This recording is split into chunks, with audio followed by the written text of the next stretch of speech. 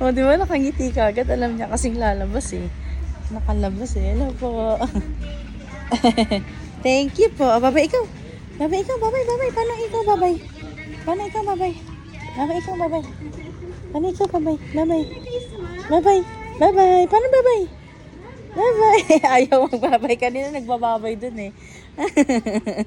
Babay po. Ay, just nag-smile na naman.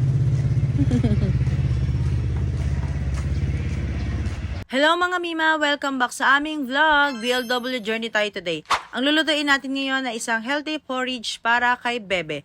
Dahil BLW ito, wala tayong ilalagay na asin, asukal o anumang pangpalasa. Natural na lasa lang ng mga ingredients ang ipapakain natin para mas makilala ni Bebe ang tunay na lasa ng pagkain. Ang mga ingredients natin ay patatas, brown rice, pero optional lang ito, pwede rin namang white rice, egg yolk, o yung dilaw lang ng itlog, at syempre ang malunggay. Habang niluluto natin, isa-isahin natin ang mga benefits ng bawat isa.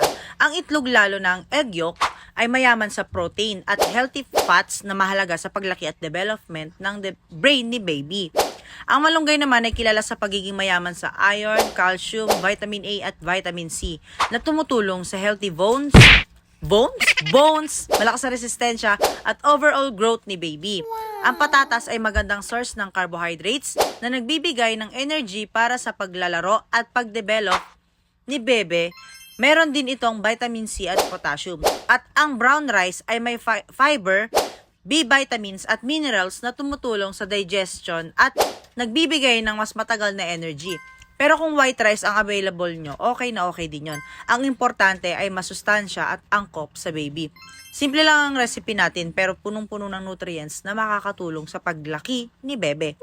Disclaimer, bago simula ng BLW o mag-introduce ng bagong pagkain sa baby, lalo na ang potential allergens tulad ng itlog, mas mainam na kumonsulta muna sa pediatrician. Siguraduhin din na ang pagkain ay angkop sa edad at developmental stage ni baby. At maingat na ipinapakilala ang mga bagong pagkain isa-isa. At si bebe ay turning 8 months old na, malapit na. So, kaya pinatry ko na ang egg kasi, di ba, para meron naman siyang protein. Pero marami naman akong nagawa na dati. Hindi ko lang talaga na-videohan. Alam nyo naman, busy ang mommy. Pero okay lang yon. Kasi tinan mo naman, nakakatuwa kasi nakakagawa ako ng maraming pagkain ni bebe. So, nagtabi ako dyan ng kaunti para lang meron siya para bukas.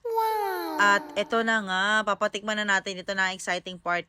Titikman na ni bebe. Nakakatuwa kasi gustong-gusto niya ang niluluto natin. Ang masarap sa pakiramdam bilang magulang kapag nakikita mong enjoy kumain ng anak mo. Lalo na kung healthy at gawa mo mismo ang pagkain niya. Unti-unti nating tinuturuan si bebe na mahalin na masustansyang pagkain. Dito na tayo sa healthy. 'Di ba, mga mima? Kasi nilagyan ko rin pala to ng breast milk. So, kung hindi kayo breastfeed para kay bebe, pwede yung formula na milk niya. Kaya, maraming salamat sa panonood. Kung nagustuhan niyo ang aming BLW journey, huwag kalimutan mag-like, follow, at share ang vlog na ito. See you sa mga susunod naming vlog. Bye-bye!